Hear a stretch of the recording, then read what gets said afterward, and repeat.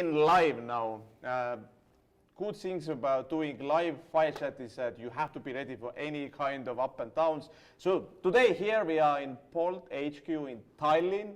Together with me is Markus, Villig, co-founder and CEO. And why we have this chat one more time is that this week we have Salto Growth Camp with 16 teams who is from education, who are from the green tech, and who are also from the health tech and food tech. And I think that the best place to talk about growth is definitely Bolt HQ. And next to me, so Bolt today, let's give just, like brief overview once more, like how big is today Bolt? It's 1,600 people, but just for the many people who maybe don't know all of these numbers, what is Bolt today? Bolt today is the largest European ride-hailing company. In addition to that, we're the fastest growing food delivery company in Europe. In addition to that, we're the fastest growing scooter company in Europe. So we have more than 30 million customers on the platform, 35 countries, as you said, 1,600 people, and we continue to grow more than 100% year over year in terms of customers and all the other metrics as well. And what is also amazing, so in the time what we have seen last 2 months, you was one of them which was most likely the heaviest hit. What was this low moment like? How much it affected Bolt, like this lockdown and other things? Well, the COVID-19 impact on the business and the economy was huge. So overall, first of all, it hit our drivers because they are relying on Bolt for either partially or in some cases full-time income. Same story with our couriers and our restaurants who really get the big share of their income from the platform. So, of course, as people started to stay home, just their earnings for all of them dropped. And for us as a platform, they dropped equivalently by almost 80%. So imagine when you're operating a business in 35 countries with more than 1,500 people, and then suddenly 80% of revenues go away in 2 weeks. So it was a hard time for us, and we really had to do everything we can to just cut the costs and support the drivers and the restaurants as much as we could. But what is amazing is that you literally manage not to reduce and fire anyone, and you basically when Uber was buying and firing, how many people have Uber fired? Like a few thousand? I believe they let go about 7,000-8,000 people. And how many has done Bolt? We got away with keeping the whole team in place. All people, like all of the team. And what is the magic because of that? Because first of all, if everybody's in panic and you're losing like so much, like how you keep team together? It all starts off what kind of business you have in the first place. And for us, we've always had frugality at the top of mind. And we realized we want to be as cost efficient as possible. So when the crisis hit, there wasn't much for us to cut. Basically, we already had a really lean team, and we figured it's a better idea to keep everybody in place, not to fire people and then rehire them in 3 months.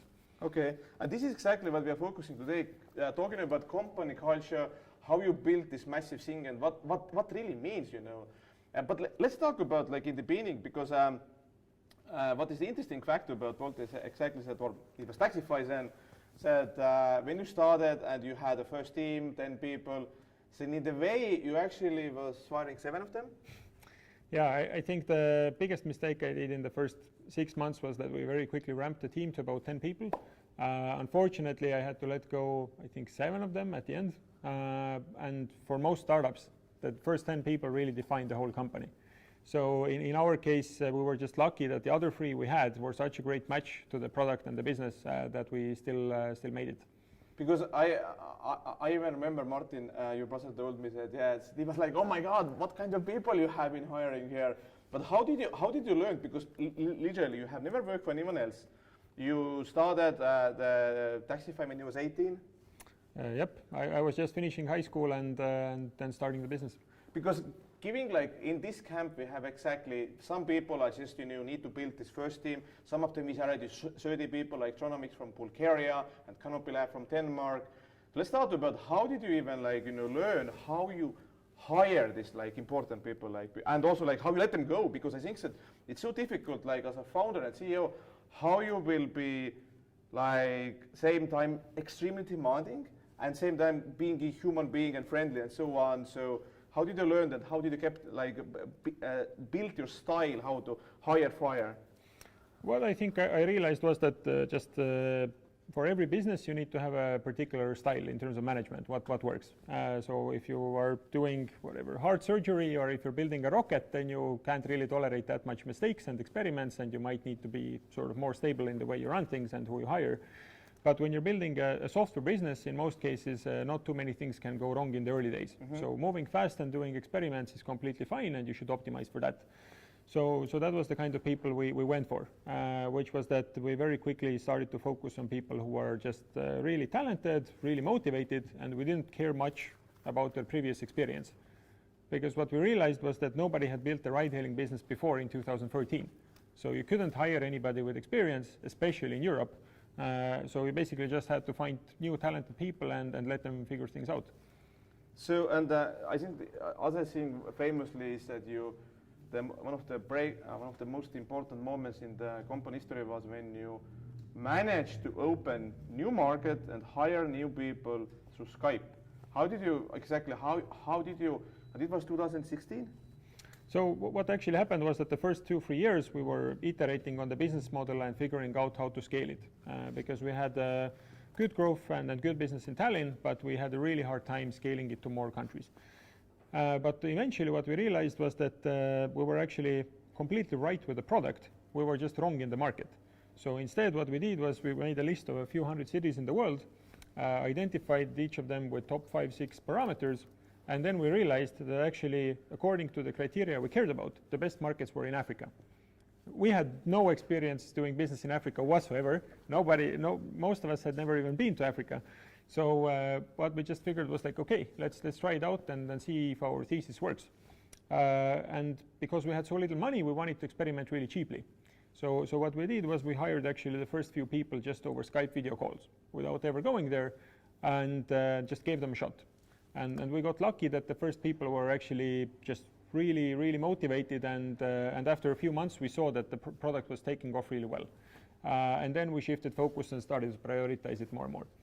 And these people still in the company? Some of them are, not all of them, as the team has now grown quite a bit, but actually we've been lucky enough that even though we've been hiring people fully remotely, a very high share of them are still with us 3-4 years later. And you was personally involved in hiring, and absolutely. And how did you? What was this favorite question? Does it seem to understand? This is person I want to hire to have my team. One thing that has worked really well for us in interviews is actually to say up front that this is going to be hard. Okay. How hard? Can you do example? What did you do? Well, usually we ask, so what do they want to do in their life in the next couple of years? And we say it up front that this is the most difficult, most competitive business you have in the world.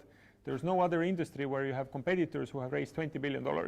And you don't expect that this is going to be a normal 9-to-5 job. This is going to be extremely challenging, and you really need to put in the effort to win.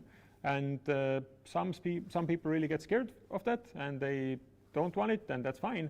But a lot of people get excited by the challenge, and those are the ones we want to get on board. So some people literally after the interview said, oh, no, I don't want to join. A lot of them did. A lot of them, like really? Yeah. So like, oh my God, that's so good. Like, so you literally, like in the interviews, you're just pushing so much, like throwing things in people. No, I'm not joining. But wow. But what about like so your playbook was, I want to hire people with highest motivation who want to basically, how hard is the work in Bolt? Like, tell me that as well. Like, how many hours people are working? Really depends on the department and on the project and everything as well. I think what we realized over the years is that people have a completely different level of output and number of hours they can do, and you just got to understand as a manager where that point is for every person. And another really important thing is that it really much depends on the output of their work. If people are just not seeing the results, they are even going to get stressed out even if they work 20 hours a week. But if they see that every single day they're making progress, thousands of people's lives are getting better because of their work, then they might even work 60 hours a week and still be super motivated and happy. So you really got to understand what is it for every person that drives them and where's the limit, and then you find the optimal point. And what about self? Like I assume that your work week is more like 100 hours? Over the last years, I've been trying to take more and more normal hours or closer to it, but it's a startup and it's challenging, and we're launching new products every year. So I don't get by with normal hours by any extent. Okay, one is finding these right people, but most likely other skill also finding time when you feel that you need to let go. How was that like that you also that you didn't work for no one else and then you like need to start to fire? How did you like how you do that and how often this happens in Bolt? Luckily over the years, less and less as a percentage of hires, because over the years we've just figured out what kind of people will perform really well in this environment, and we can filter them out better right from the start. And again, it really boils down to motivation and independence. So when we look at a lot of the country teams we have, how we typically hire them is that you're the first person in whatever, Nigeria or Netherlands or any market we launch. You get the presentation, which might be 20, 30, whatever slides, which is the summary of how you launch the market. And then you just go and you do it yourself. Nobody's coming in to fly from HQ usually to help you. You just take it and you run with it. And if you're entrepreneurial, that's great and you love it. But there's a lot of people who don't look for that kind of work. So we need to be very explicit upfront what kind of people we attract. And so how did you basically also like, if you feel today this culture, right, the first beginning, and we have this amazing honey badger basically here, which is like, it was like, honey badger doesn't give a fuck, or what was it? This is the story. But how you feel that this, which started like 13, what do you think, like, is the culture the same? Have you put in effort to that? And what for you is Bolt company, like company culture today? We've been very lucky that the culture is in many ways the same as it was in 2013. And I think we're still keeping most of the best parts around. And culture, in simple terms, is who you hire and who you fire. And if you're starting to bring in people who on paper have a lot of experience, but who are actually not that excited about what you're doing, or who don't really care about the customers, then you're going to ruin your culture very quickly. But in our case, we've been clear from day one which kind of people we want. We're here to think for the long term. We care about customers. We don't care about short-term profits. And as long as you actually keep repeating those things, and you hire people who do that, and you fire people who don't do that, then the culture is very self-enforcing. And after a certain point, I don't need to worry about it, because the team already believes these are the right things, and they will keep them going just forever and ever. But what about, okay, I think that the one thing is that you have 10 people, then you have like 50 people, 100 people, and then you need to scale up totally how, literally like hiring machine. Tell us, what was your way, how, because I assume that the biggest growth by the headcount has been in last 2 years? Well, I think we just had about 50 people 3-4 years ago, so we've gone pretty massively since then. Okay, and how did you, because first thing, okay, you're going to the market and whatever, opening new markets, so you have local teams are usually up to 10 people. In most cases, we start off with just 2 or 3, and then when the market gets bigger, then it might be even 20 or 30. And then you have HQ. How many people work in Estonia in total now? Estonia is about 500. So which means at one moment you need to scale up this, and there are few layers, most likely. First, you don't find all the talent here. Let's talk about that. How you can like attract talent to relocate to Estonia? There's actually a surprising amount of great talent in Estonia. Okay. So when we look at our core management team over the last years who built up the business, most of them are from Estonia, and most of them didn't have any experience building up companies of this size before. And I think the biggest secret we've had in many ways is that there are actually a ton of talented people who have never got the chance to build something big before. And actually a lot of companies are just missing out on them because they don't ever give them a chance, but we do. And in many ways that's why we've been able to keep our HQ in Estonia, which is a tiny country with no companies of this size before, and do it, while many others didn't. Mm-hmm.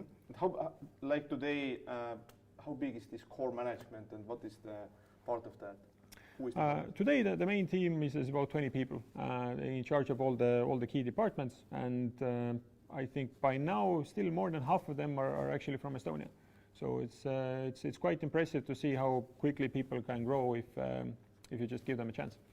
Okay, and just let's a little bit also talk about in the last 2 months. Like if you because in the Bolt case, if you lose so much your revenue, and you before that, as I understand, in many markets you was already profitable. So in the overall business was, I think that if you look our public data, 2019 versus 2020, you was growing 100% at first quarter. That's which means that it's basically super fast going in your scale indeed. And then you hit this, and as I understand, you also needed to go to the fundraising. How did you, and then in the moment when, that is, I assume fundraising is turning into the, like the nightmare, you are opening up, I think the two new services in 8 days? So we actually launched our scooter rental service about 2 years ago in 2018. But last season for us was quite small. We were more experimenting and testing how it works. And now this season was the first one where we really wanted to take it big and go to about 50 cities. And same thing with food delivery, which we launched last August, and now we were really on track to start to scale it big this year. So to do those two things, we were on track to raise funding in Q1, but of course, due to COVID, things got off track and delayed. So it was a pretty hectic time for the whole team and many of our drivers and restaurants and everybody as well, then thinking, okay, what's going to happen with Bolt? 80% of revenue is gone. Are they going to make it? But internally, I think we actually had a lot of optimism, because we realized that, okay, we are having a tough time, but our competitors must be having a much worse time because they have so bloated organizations. So I think that was one of the things that gave us confidence that, okay, it's tough, we need to get through it, but once we make it out, we're actually in a great position to start to grow again. Okay, but still, okay, so the spirit is up, you're launching new services, and you still see that, okay, your revenue is like just, maybe 10-20%, what was before, and you literally like, you need to go and fundraise in a matter of weeks, as I understand. Yeah, well, the good thing was that we had the process already going in Q1, so we could eventually pick that up again in April and May. But again, it's a tricky situation to raise because markets were completely hectic, our business was down, but eventually we managed to get to a very good deal considering everything and close it, which gave just added ammunition for us to keep growing and more confidence to the team. So this 100 million round, which was announced last week, and you managed to do it in the higher valuations and previous funding. So you did this funding in a matter of weeks, like 4 or 5 weeks? Pretty much. Wow. So basically in April you had the first talk and you signed documents literally like a week ago or something like that? Yeah, I mean, of course, what helped in this particular case was that it was an existing shareholder as well. So they were already familiar with the company from the last round, but now they significantly upped their stake and invested a lot more. How much, like, because there was also moments that you was literally like going and asking from the Estonian government, like, so what is the Estonian government policy about helping companies? And out of that, there was so much negative media hype. How much, like, you actually was reading that? How much did you care even about that? What we've realized over the years is that there's different kinds of criticism. Some of it is very valid, rooted in facts, and that we take very seriously, and we improve on that. But then you have criticism which is based on just complete false information and just random rumors, and there's no need for us to be sad about it. So I think in this particular case, it was just mostly, it wasn't really based on facts what we were getting any accusations about. And still to this day, Bolt is the largest company there is in Estonia and the fastest growing company at this scale. So we do think that our contribution to the local economy here is going to be well worth it over the next years. So you basically have been trying to exactly disconnect with this kind, because I believe in overall, Bolt has most likely from at least Estonian startups has been growing the biggest number of negative hypes. There are taxi drivers who don't like it. There are some people who are making group summer. Then you have some kind of demonstration and just going, and you just like, oh my God, I don't think that any other company I know has so much like kind of like, and then you have some ministry who is attacking and with totally false shit, I'm telling in Facebook that, whatever. I'm like, what is going on? It seems that a group of people who is literally like wanna like do everything what they can to just push you down. I think in most ways it's just misunderstanding or misinformation. So I've yet to see a person who really looks at the facts and is still upset about the company. Most of the time when people are upset because they got some wrong information. So in that sense, we are usually not too worried about these kind of things, but we try to focus on the real valid criticism and improve on that. But let's go now, jump back into the people and so on. So in the beginning, if you have 10 people, 100 people, and you have a goal, it's easy. How you today manage to do that every person should understand what is their own personal goal and how their own, like daily job can affect into that? Because exactly, if there is so many of them, are you be sure that all of them actually is aligned to that goal? Well, it's hard for any company, really, regardless of size, to get it really clear for people what they should do. But our approach has been that we try to have as small autonomous teams as possible and make sure each of them has a clear KPI that they focus on. And whether it's the product team or it's the city operational teams, each of them knows that there's a few particular things that they're optimizing for, and then they can just track that progress week over week, and they know exactly are they contributing or are they not. So the KPIs are like example, like how many rides are done or how many orders? Or Exactly. I mean, for city teams, and that's hundreds of people, it's super straightforward. Each of them is in one country, and the number one metric they know is how many rides are happening in that city, in that week, or in that month. And they just optimize for that. And as long as that number keeps on going up, it shows that people like the service. They're taking more and more rides, and drivers like it. They're offering more and more rides. So it's super aligned. Everybody's just focused on how do we grow that number. So literally, like the country lead has this one of two or three KPIs, and how they are reaching it is their own decision. Well, we of course give them as much frameworks and guidance as possible, but ultimately every country is a bit different. So you still need to have some level of autonomy on the local level for them to figure things out. Okay, and that's a very good point, because how many nationalities works today in the Bolt? I think over 50. We haven't counted in a long time. Okay. How much like exactly if you build it from here and you have 50 nationalities and 30 plus countries, how much you see that you need to change the way how you lead people, how you tell them, because it's clear that people most likely understanding differently some things. What we've realized over the years is that actually the best people, at least in tech field, are pretty much the same everywhere. It's very little difference between them. When we look at our best performing country managers, whichever country they're from, whatever, from Azerbaijan to UK to Mexico to Nigeria, most of them have very similar understanding of how to build a good organization and how to grow the business. And it's very rare that we would have some big cultural disputes on that. Okay, but still, if you we are lucky, we are in Europe, and there is absolutely different level, most likely in the US, when there are so much policies, other things, and so on. What do you think is how much if you grow in that level, how much we need to have processes, corporate thing, and so on, or you feel it's still like a small startup by the way how things are going? As little as possible. So ultimately, what we try to retain is flexibility. Whether it's the product teams or operational teams, we know that things are changing every quarter. Nobody could have planned for COVID to happen in January. So you need to retain some flexibility. You can't put everything down in processes. But on the other hand, of course, as you have 1,500 people, you need to have some rules in place. So we try to find a balance of having as little rules as possible. Okay. So today, basically, the most important business line is still ride sharing? By far. By far. And you entered to the scooters, and now you even was buying, or I don't know, at least this one Estonian scooter startup joined the team, and now you have scooters where you ride sharing or sharing, and you also start to build them. Yes. In the next year. Well, actually, the scooter we have here is built by our own team. Okay, inside of the Estonian, this office. Exactly. So we actually have our own people, employees in China, who actually oversee all the production there. So you have now also people in China? Yes. Oh, okay. And in the next season, sorry, those are already on the street or not? Yes. Well, I think we have thousands and thousands of them on the streets already, and more coming in the next weeks.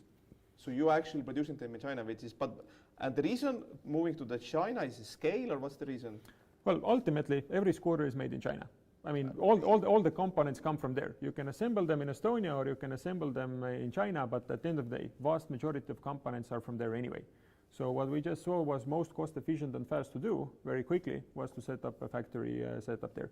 Okay, because it's in this place really, it's all about the scale. Well, it's ultimately, you need to start always from what the customer cares about. And the customer cares about, is there a scooter close by? Is it convenient to ride? What's the price? And we have been optimizing for those things.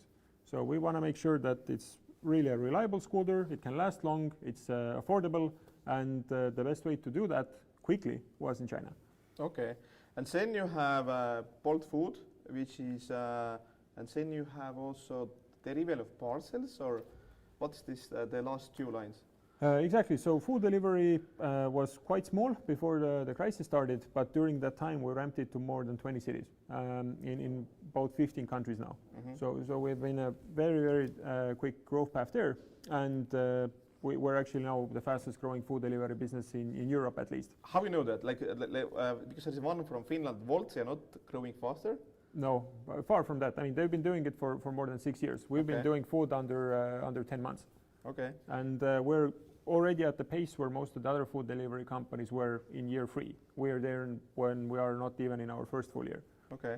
So but how you see like the next steps, because definitely we have like 4 lines now, 4 business lines. And sorry, how important is parcel delivery, or even just very tiny still? It's completely new. So we just launched it during crisis to support various merchants and e-commerce sites deliver packages really quickly.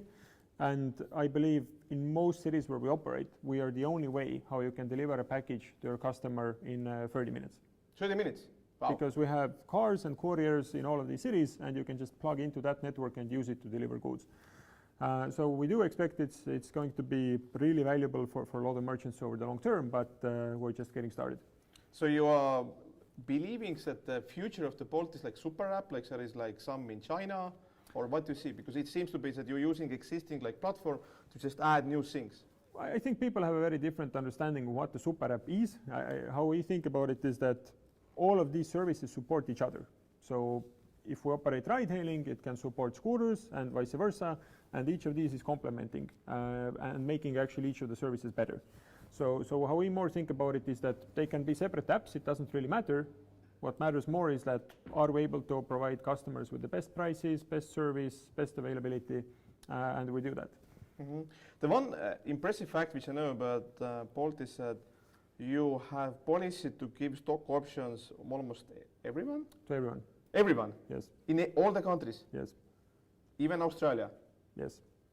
So how many people is now then have stock options? All of them 1,600? Yes. Really? Yes. And they are receiving stock options to Estonian entity? Yes. Wow. How complicated was setting up? Because I assume you are dealing with 30 different like legal logics. Yes. It's complicated. How big was the team? Like, because I know that in some scales, just companies are losing it. No, we don't have any more, blah, blah, blah. It was typical Bolt style. I think we had 1 person full-time on it. That's it? Wow. That's a badass. So the other thing which basically I wanted to understand is that, by the way, one important thing, you still don't have driver license, no? No, of course not. And you are not planning to do that? No, I think actually of the core management team, half the people don't have a driver's license. How? Okay, so I assume half of the management is less than 30 years? Well, about 30. Okay. And basically the next thing I wanted to also highlight that how is like today your like routine? Like tell us like just a feeling what it feels like. How many what time you start to basically look your metrics, and what's this routine what you have? It's actually changing quite a bit on the season. So for us usually what happens is that end of the year is really busy. So from September until December, it's all about just very quickly ramping up the supply. So whether that's couriers or drivers or restaurants, because demand is growing very quickly then. And then usually there's a bit of a slow season in December during Christmas when not much is happening and people stay home. So I think to sum it up very much, it's just following the business in terms of annual routine. So there are some periods where you can actually just take a few weeks off and relax and then get back to running. So you are basically, when was last time when you had like week-long vacation? This January. This January, okay. So you was ready for what's going on. If we look back now, because we have so many entrepreneurs who are looking at who are just making the first starts, what has been the most difficult thing for you to learn? Most difficult is, I think, always about people, because everything else you can model out relatively easily, but people is this one thing where you really need to develop over time some intuitive understanding of who is going to work really well in this team and who is not. And it's taken us quite a bit of time to figure that out. And what about funding? I believe that you had been, you received 200 no's or 300 no's for the investors, or? Probably. First 3-4 years of the business were completely different than the last 3 years now have been. In terms of, I basically couldn't take a single day off, which is usual for many startups. We got declined by every single VC there is in Europe, and we were competing with companies that were 100 times our size. So it's all pretty much the standard story. But I think what was different was that we just never gave up. So after all of these years of just struggles and struggles, we just kept going until we eventually figure out a model that works. And I think that one of the interesting feedback which I have received personally is that there was one VC who basically from Sweden, who is now your investor, who told that, Markus is amazing, and I think that he told you that, just let me know when you do the next company, wasn't it? Yeah, I actually have heard that a few times, that some investors were just looking at the team and they were super excited, but the problem for them was that many VCs just have some mental model that they're used to, and if you don't fit into it, they will not invest. Which in our case was that there was this one big American company in this space, and they thought that there isn't room for anybody else. So they didn't really even consider us seriously because of that. But what about today?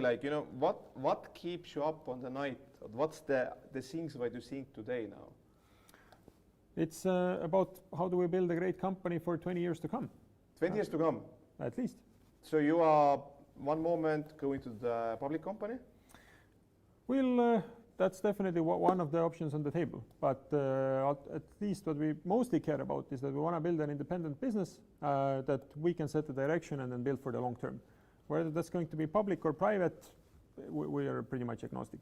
So you're thinking about 20 years, and what can be the mobility on this area in the next even 5 or 10 years? Unfortunately, there actually isn't enough change happening. I think that things should be moving even faster. When you think about it, for example, micromobility is such an obvious thing, and it's still less than 1% of urban transport in most cases. So I think we're starting to see 3-4 massive trends happening at once. We have cars moving to electric, we have micromobility, then you have shared cars instead of owned vehicles, and autonomous cars are on the horizon as well. So there's just massive trends that are only now starting up. So I'm starting to now basically read the questions from the chat we have, and I'm just taking some of them. So how you measure effectiveness or growth of the Bolt?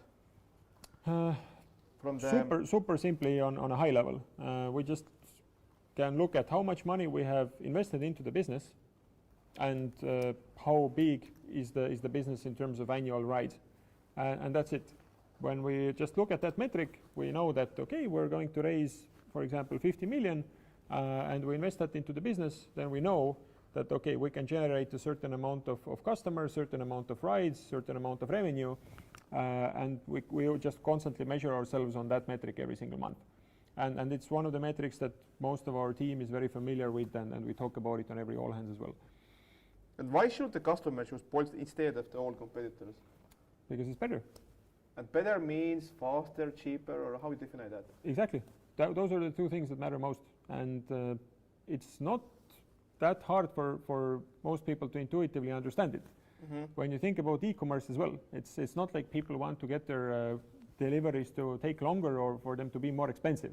It's very obvious, and same here. But companies, I think, are just not willing to do the hard work it takes to actually offer it. Mm-hmm. So the people asking also eco-friendly and durable of this scooter. So how you just give us the sense how eco-friendly this is. It's the most sturdy, long-lasting scooter there is in the world. Literally, when we designed it as a tank. Tank? So what it means? It means that it's basically full long metal. It can work, like, you know, like, is it like 1 season, 2 seasons? Well, how we think about it is that this frame you can basically do 1 million kilometers on. 1 million kilometers? I mean, the frame is basically just heavy metal. I mean, like, there's not much here that can break. There's many components, of course, that we will need to swap out over the lifetime, but we built this in a way that is as little number of breakable components as possible, and it's very modular. So if one of them breaks, you can just swap it out.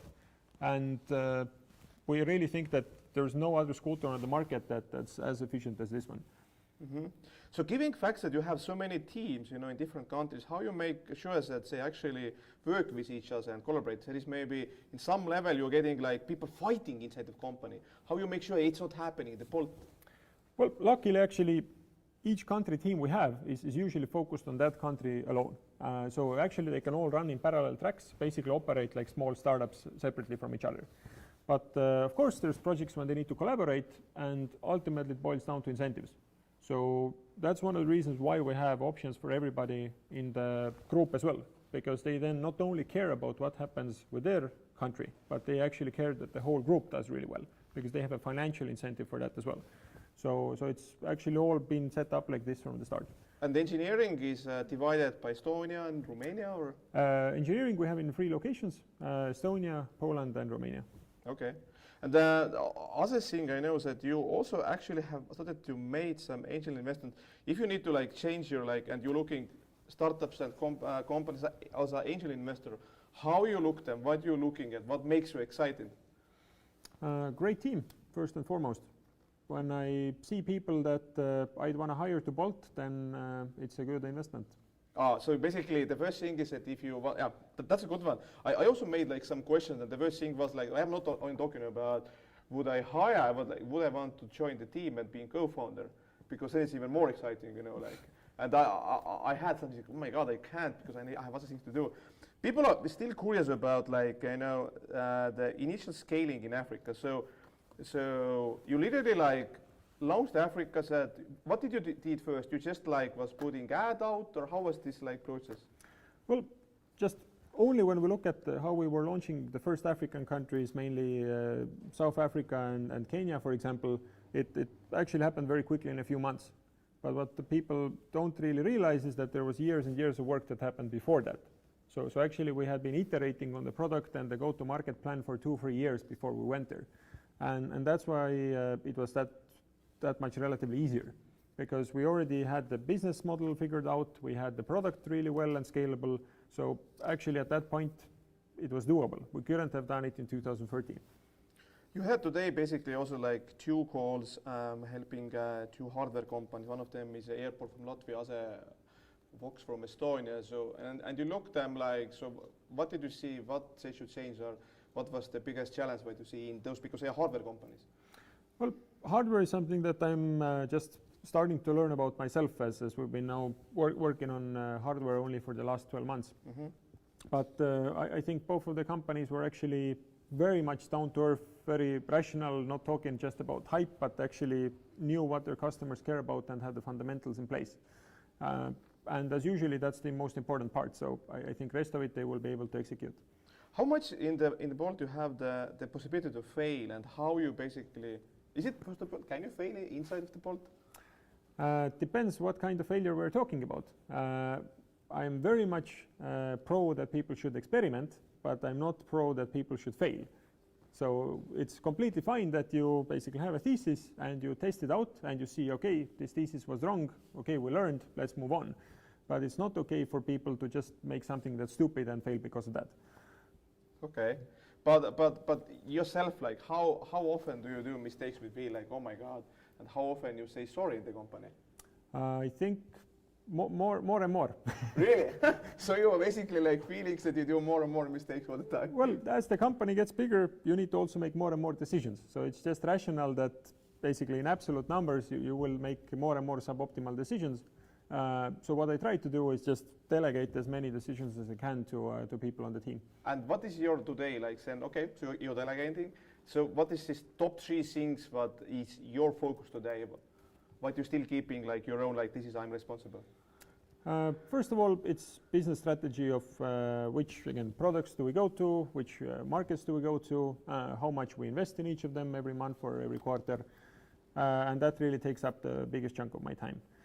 Other than that, it's very much the team, making sure that we have right people in the right place, hiring, and lastly, it's a bit of fundraising strategy and figuring out how much funding we should be raising and when. But luckily we have a great CFO that does most of the last part.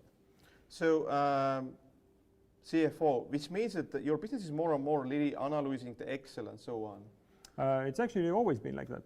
Okay. But what about like, if you think about fundraising and if you think about last 5 weeks and think about these first 3 years, was it like the same difficult now to fundraise or like 3 years ago it was, or it wasn't big difference? Fundraising for us has always been extremely difficult. I think when we look at our efficiency, we look at our growth, we've been in many ways the best company in Europe on those metrics. Mm-hmm. But the hard thing is that, again, most investors just don't have the confidence to bet against what most other people believe in, which is that if they see there's one big company in that space, their normal reaction is that we don't want to invest. And it takes a lot of time to convince them.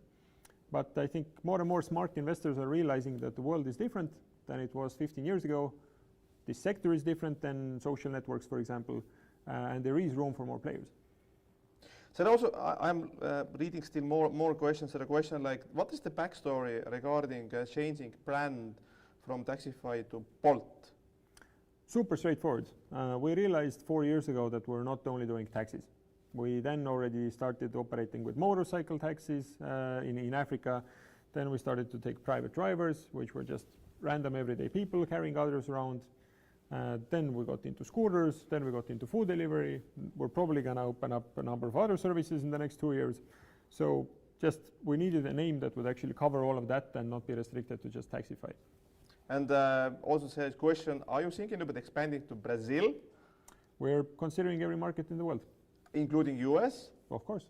So you actually think about one moment you will go head to head with Uber in US. Wow. Well, if they keep on offering customers a lousy service, somebody needs to go. Okay. I'm thinking of the last questions because we have to finish it in the 2 minutes. So the one thing I wanted to ask, like, what do you think now? You did also survey among your employees and people who work with Bolt. How much would people change to the going to the office, and what is this effect of for the remote working? We've actually always been having some amount of remote work because with 35 offices, we always had to communicate between them. And just what we're doing now is that we're making it more explicit that people can work from home if they want to. Long term, I expect probably 50% of people will come to office every day and 50% will come part-time. But also know that it's much more fun being in the office, isn't it? Yeah, I think personally I'm probably going to be in office almost every day. Okay. You know, I also feel that I think that for the entrepreneurs, if you're starting your journey, it's just, you know, you want to see the team, you want to see them on the kitchen and so on. So this is it. We are finishing for today. But Friday at 3 p.m. we are having Salto Growth Camp like final demos.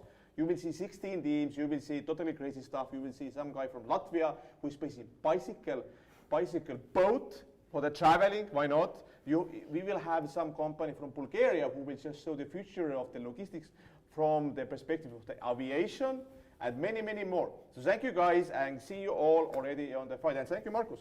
Yeah. Thank you. Bye.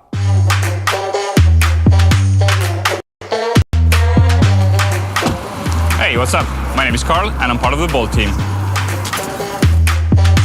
What is Bolt?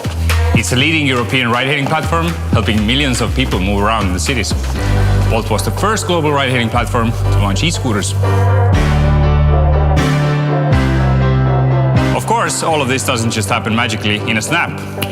Behind this are small teams of exceptional people moving fast and making a huge impact every day. This is Martin, part of our data science team.